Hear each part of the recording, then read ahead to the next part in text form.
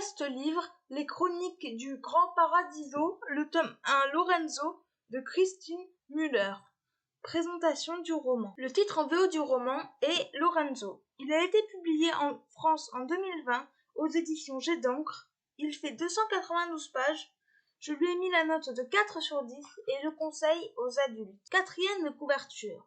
Quand le soir tombe, l'Indienne emmène Chupa, son husky, se balader en forêt. La chienne, avide de liberté et de découverte, s'échappe toujours, avant de rejoindre sa maîtresse.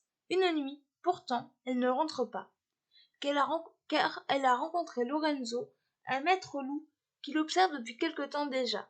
Il a décidé qu'elle serait son élève et qu'il réveillerait la louve qui sommeille en elle.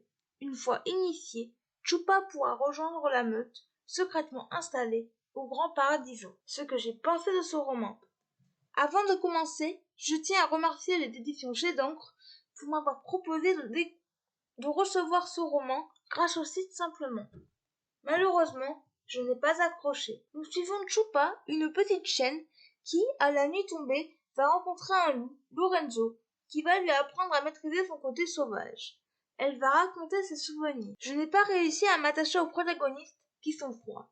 Vous me direz, c'est normal, ce sont des animaux et non des êtres humains.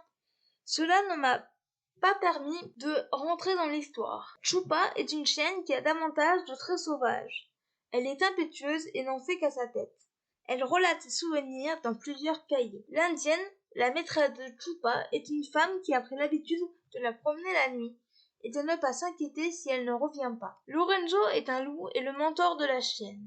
On sent qu'il a une certaine domination sur elle. Je n'ai pas vraiment compris où l'intrigue voulait en venir, à part les souvenirs du chien. L'écriture de Christine Müller est très immersive, on est plongé dans la forêt. Et c'est une véritable ode aux animaux, particulièrement aux loups. Comme pour l'intrigue, je n'ai pas vraiment compris la fin et ne lirai pas la suite. En résumé, une lecture mitigée. Je remercie encore une fois les éditions Jet d'encre pour leur confiance. Pour une fois, il n'y aura pas d'extrait du livre. Les points forts de ce roman, l'écriture, les points faibles de ce roman, les personnages, l'intrigue et la fin. Voilà, c'en est tout pour ce podcast. J'espère qu'il vous aura plu.